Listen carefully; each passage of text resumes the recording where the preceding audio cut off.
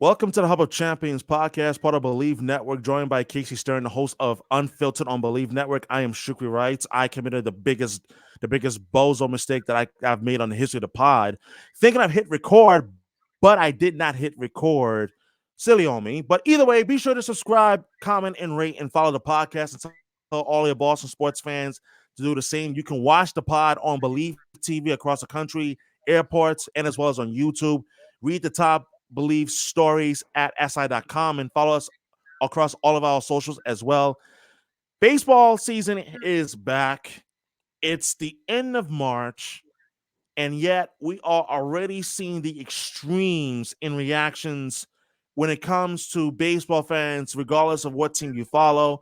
But for my good friend Casey, I mean, man who's been around the sport as long as he has, the $1 million question is, how are you doing, and how excited are you that baseball is back for 2024? Well, it's always good to be with you. It's the longest part of the year, waiting for baseball to start. Spring training takes forever for the players. It takes forever for the fans and for the media. And I'm just excited, man. We got tons of storylines this year. I mean, obviously, we've got mama drama and scandals already with Ohtani. We've got the situation already with the Dodgers and all of the money that they've spent. You think about all of the excitement that surrounds some of these cities, like Texas coming off their first year ever winning a World Series. You've got Arizona, who's now primed after getting to a World Series, surprising everybody with an even higher payroll, their franchise record payroll after getting Jordan Montgomery. So we've got mama drama. We got bananas level storylines. Bring it, inject it in my veins, baseball. Like, I will be honest with you, the viewers and listeners, this is going to be a baseball heavy pod because of the fact that baseball, it just started. I mean, we're literally just 2 games into the regular season.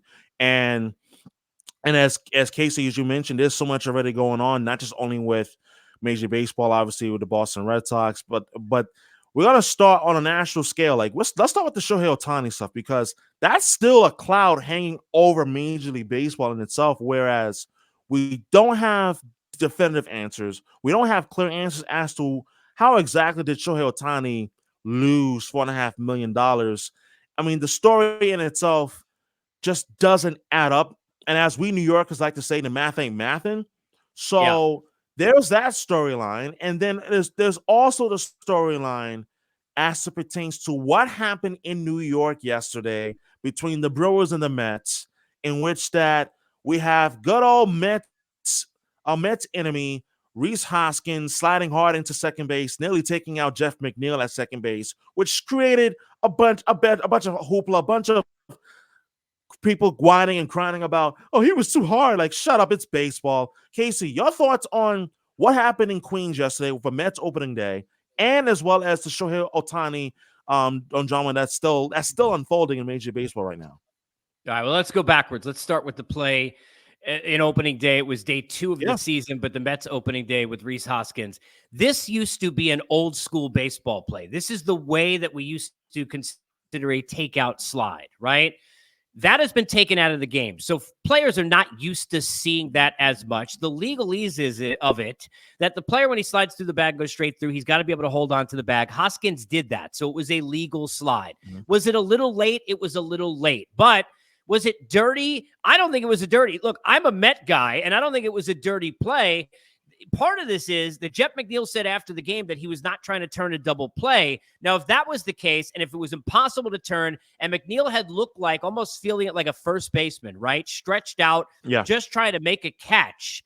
Hoskins probably doesn't slide that way. And if he does slide that way, when he sees him like that, then everyone would say it's a dirty play because there was no reason to take out the fielder. But when McNeil is going side to side with his glove and shuffling towards a transfer, he even dropped the ball in the transfer on the play, then Hoskins is doing what you're supposed to do. Now, maybe he recognized it late. Maybe he went in late purposely. That's too hard to judge, but not a dirty play. It's old school. Let's go to Ohtani. Ohtani, I backtrack to say this. I'm not here to say he gambled. I'm not here to say he's guilty. I'm here to say, as much as we love Ohtani and want to believe everything is right with him the way it seems, not just as a player, but he seems like a good dude, some of this doesn't hold water. Doesn't make sense, okay? How does a bookie bankroll $4.5 million to a guy who makes like $85,000 a year? Don't understand that. How do Ohtani's handlers spend 48 hours with ESPN having conversation after conversation after conversation, and they're saying that they're just relying solely on what the interpreter Ipe is saying? They have no communication. So his staff, I know he doesn't speak the language, but they have no way to communicate. They don't have Google Translate. There's no way to communicate with his staff, because for 48 hours, that staff was telling ESPN that he had covered the gambling bets. So therefore, it is feasible, while I don't know this happened, to believe that the 48 hours to ESPN is the real story. That Ohtani is as good a guy as we think. He didn't place the bets. His buddy came to him and said, I got a gambling addiction. I'm hurting, and I need somebody to cover my debts. I'm in trouble. Shohei Ohtani, to him, $4.5 million, like $7 in one of our bank accounts. Let's be fair, okay? Got to make it $700 million. And he went and covered the bets. He didn't gamble. He doesn't realize he did anything wrong. And then when it starts to come out and percolate, his staff is like, holy expletive, you're facing legal ramifications to a federal level in LA. We got to deviate. So now you got Ipe who's saying, oh, I lied the whole time. Shohei didn't know anything. And now you got Shohei didn't know anything. Am I saying that this happened? I don't know. Am I saying it's possible? We can't be naive enough to not think it's possible. There's reasonable doubt here. So when Rob Manfred says a couple of days ago, this is going to be hopefully a short time, there's no way with an investigation of this magnitude and a player and a person in the public eye of that magnitude that this will be a short investigation. I wouldn't be surprised if this hangs over half the season, to be quite honest. And it'll be very interesting as more things develop to find out what really went on here behind the scenes. I don't know what to believe, but I'm hopeful that Ohtani's telling the truth. I don't know what to believe either, which is why, like, I've said this on public record on Twitter, where I said that this whole thing doesn't add up, and I've even made jokes.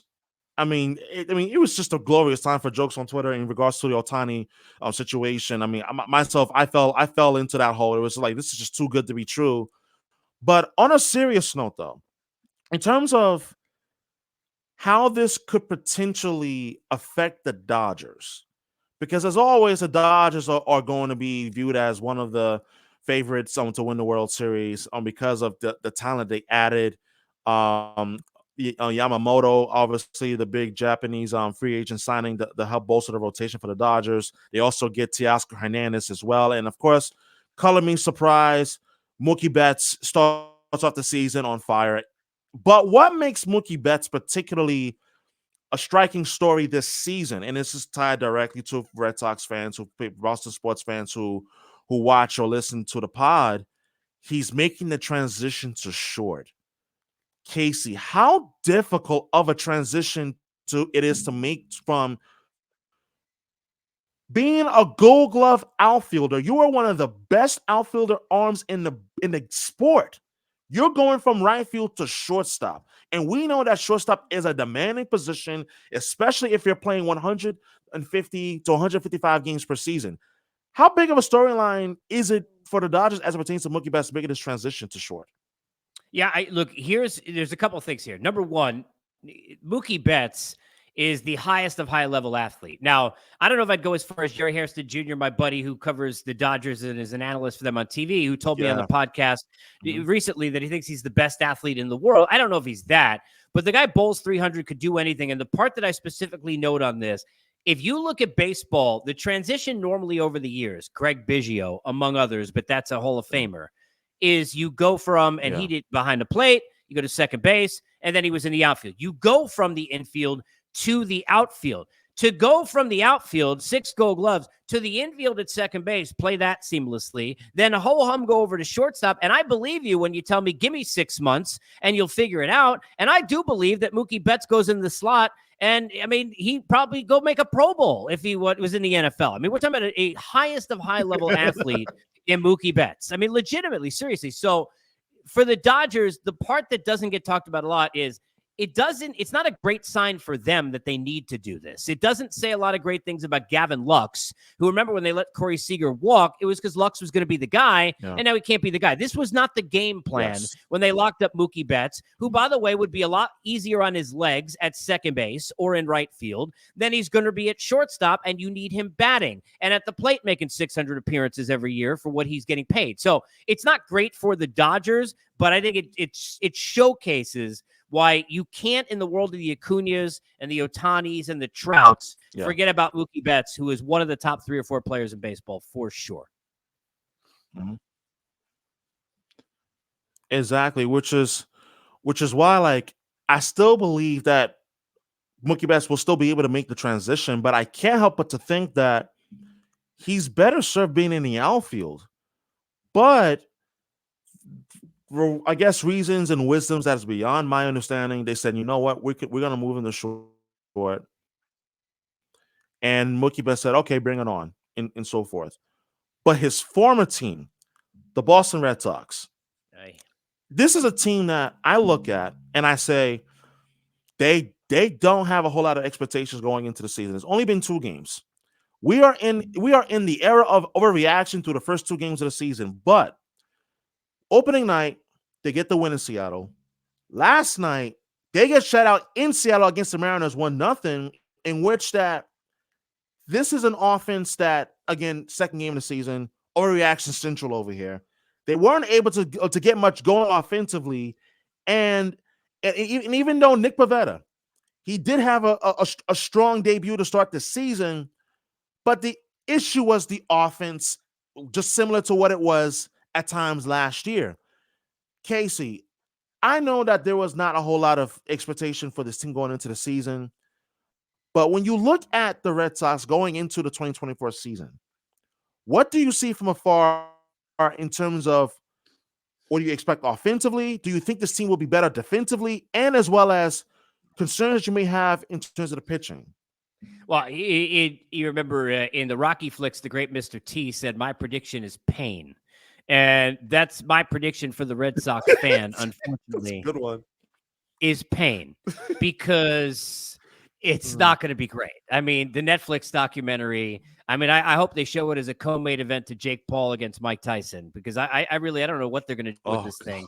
The problem with the problem with the Red Sox that I have is, why are you not trying to be better? You've got ownership that's got money, and they don't seem to want to put it to anything else that they can other than the Red Sox. And you see the Yankees getting Juan Soto, and they didn't do that for just a year. They did it to try and keep him and woo him, and they're going to try and keep him long term, right?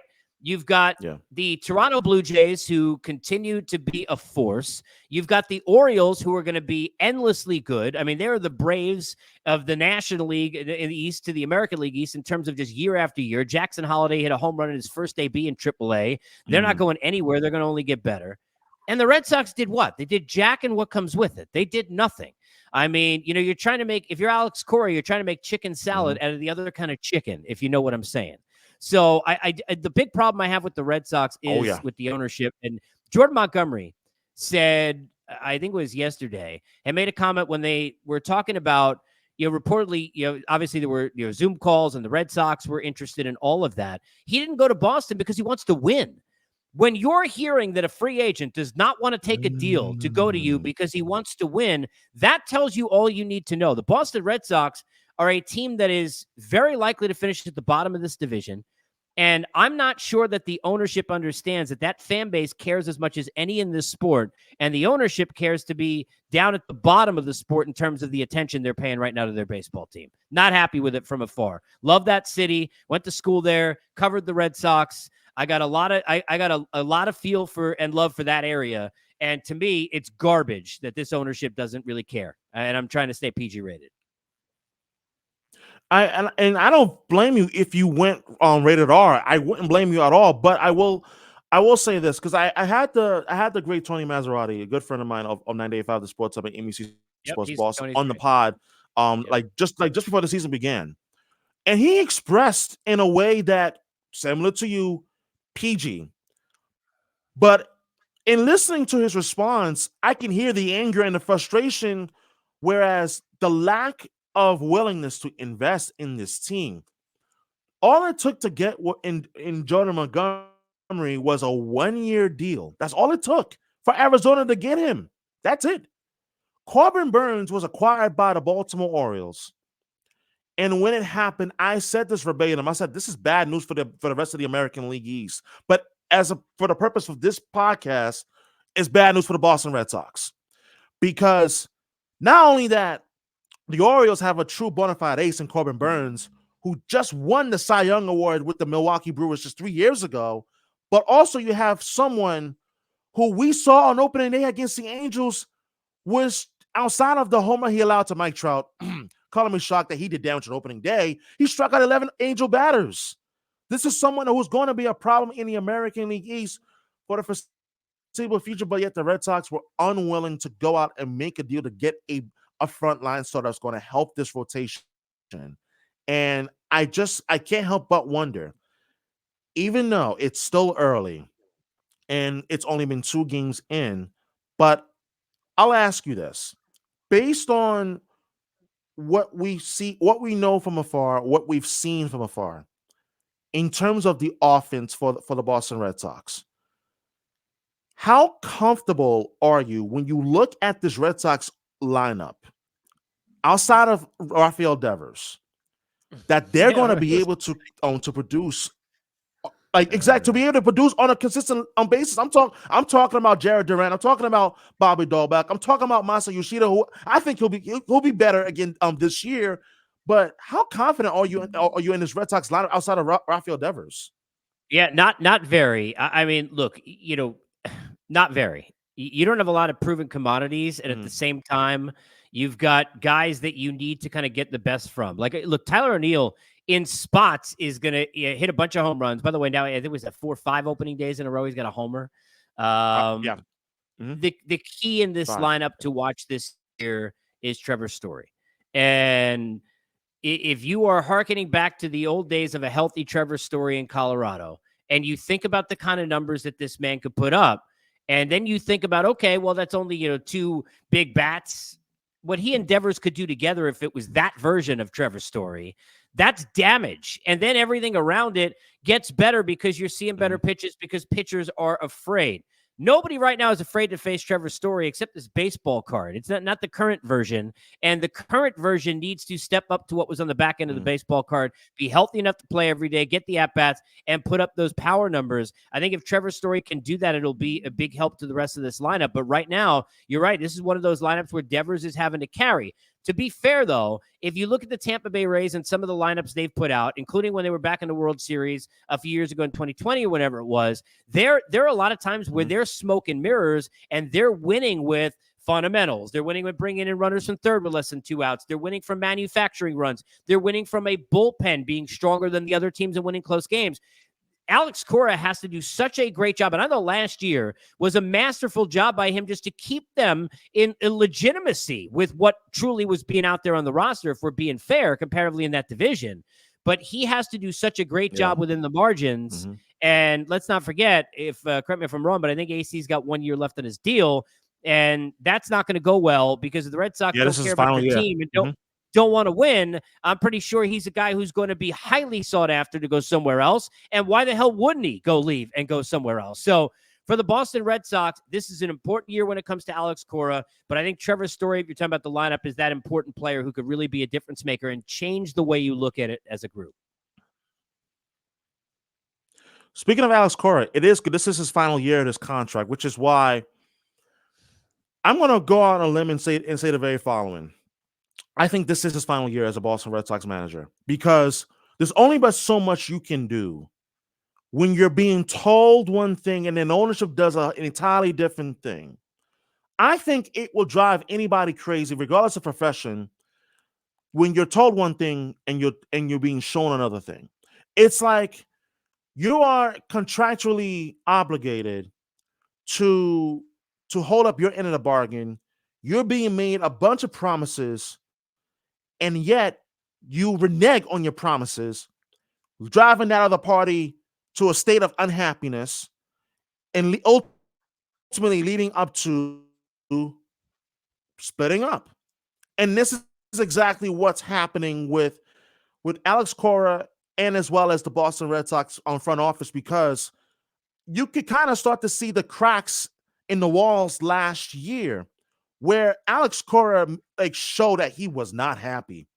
He was not happy with the construction of this roster. He was not happy with the direction that the organization was going in. And I listened to some of the some of the responses from spring training, and I'm a firm believer in reading between the lines. But when I hear him say the things that he says, it leads me to think that I think he's on his way out, and not because of the Red Sox, but rather say, you know what, I can't do this anymore. This is not what I signed up for. I'm out of here. So, Casey, would it surprise you that if this is the final year that Alex Cora is the manager of the Boston Red Sox, would it surprise you that he is out of there by the time October comes around? No, it would not surprise me. I think he'll stay the season, and I think he wants to be a Boston Red Sox, and they gave him the opportunity to come back after everything that went on, and we know what he did in 2018. Mm-hmm. But if you're looking at this the right way and you're saying, okay, well, who got the jobs this year? New York Mets, look, I understand what they are and what they're not, but it's a New York job. And Carlos Mendoza, a guy who never managed a team before, even though he'd been on a coaching staff for the Yankees, got that job. Now, Alex Cora only played for about 7 minutes with the Mets, but he did play there. Maybe it was a year plus. But he did play there. If Alex Cora was a free agent, he would have been a guy who they absolutely would have offered that job to, right?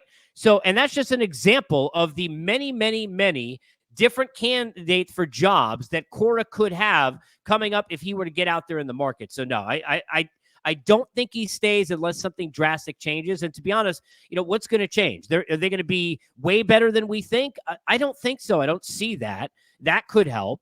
Are they going to, if they're better than we think, push at the deadline and the ownership's going to say, okay, well, we're going to double down, go add, and we're going to build some momentum heading into next year? I don't necessarily see that. Are they going to offer him a ton of money to stay? Maybe that would be a difference maker for him. But I know Alex, a long time, he wants to win. So, I don't want to speak for him because I haven't talked to him about this, but I would guesstimate that if he doesn't believe the Red Sox want to win, he's not going to be there. Now, I don't know what he believes right now based on what he's heard from the management.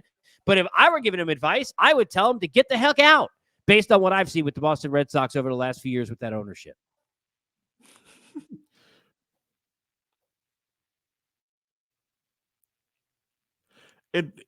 It's really up in the air, and I think that Alex Cora is saying that he didn't want this to become a distraction for this team for the season.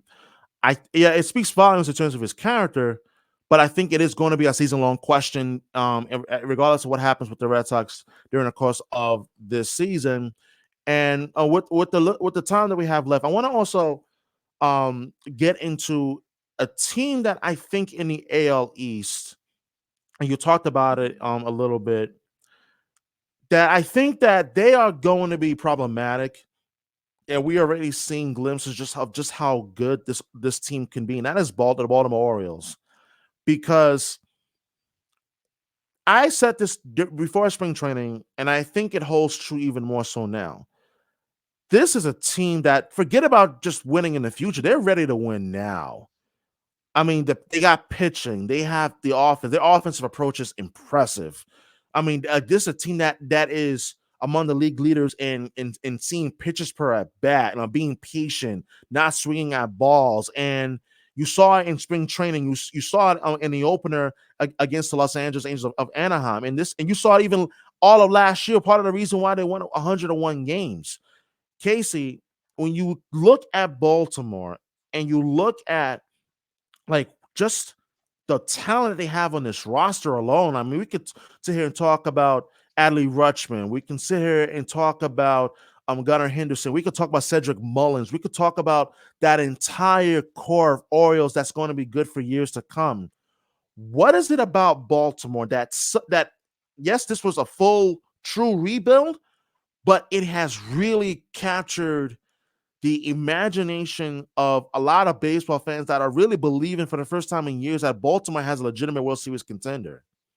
Yeah, a few things here. One, Mike Elias has done a good job. They've drafted well and developed well. That's important. Two, they gave patience to their manager and Brandon Hyde and allowed him to learn and to win eventually when he wasn't winning for a long time. And normally, even if you don't have high expectations, if a manager is losing, you get fired. So let's give the organization credit for not doing that. The other part is that they have all now grown together as a core. And when this happens, there's such continuity and development from this group in that system. You mentioned Gunnar Henderson. You talk about, obviously, Adley Rutschman and now Jackson Holliday, who could be as good as any of those guys, maybe better than any of them. And to me, he's going to be my pick if he comes up early enough to win Rookie of the Year in the American League this year. They've gone out and they've tried to add. Now, I don't think they did enough at the deadline last year. No offense to Jack Flaherty, but I didn't think it was enough. I think they should have aimed higher, considering they knew they were going to win the division and try to go win in October. But now with Burns added to the fold of what they already have and the young arms that they've got down that bullpen, they got a chance really to push that pedal. And I want to see them in July go even further and go try and win. There's no reason that they can't do that. And the biggest thing is they can be now sustainable, because where teams have made mistakes, the Padres, the Mets, as two examples last year, is the Mets brought in two guys in Scherzer and Verlander, average age of like 67. And when you're trying to do that and win that way, and it doesn't work out, boom, all of a sudden everything goes to the crapper, right? Well, the Orioles now, like the Braves are so built in that system. And that's how Tampa with Andrew Friedman, when he built them before he went to LA, was doing that. Is you put it in a way that now they can go down into that system in AAA, not just Jackson Holliday, and go pluck dudes. They can use them as cash, if you will, and considerations to go make deals and bring guys in from other teams at the deadline. They are so well suited and well balanced. They've got money to spend now with a new ownership. There's a lot to be excited about. And to me, I think it is very, very feasible to say that we'll see the Orioles in a World Series in the next 3 years. I think that odds are better than 50% for me. Now, they're not literally, because there's a lot of teams. But if you ask me, I think go above 50% that they're going to find their way in there in the next 3 years, because they are going to be among the better 3 or 4 teams in the AL for at least the next handful of seasons. That is Casey Stern. He is the host of Unfiltered podcast on Bleav Network. You can go check it out. He does really phenomenal content with the pod. In fact, you can even watch him like when he does his streams on X, which is formerly known as Twitter as well. Casey, thank you for hopping on the pod, and as well as like talking baseball, as this season is literally the size of a mustard seed. It's so young. It's like this is only day 3 of the regular season, and I mean, I'm so excited, man. Like, I'm so excited for the season. But thank you for hopping on to talk baseball on the pod here with you on the Hub of Champions podcast. I mean, we'll definitely talk more baseball as we move along, as we get into the warmer months for sure. Anytime, Edit Shukri. It's always a pleasure to be on. I look forward to chatting as we go through the baseball season. Obviously, for those watching and listening, get me at Casey Stern on X or Twitter. And we are now live on IG as well at Unfiltered with Casey Stern. And check it out on Apple, Spotify, and everywhere you get your podcasts.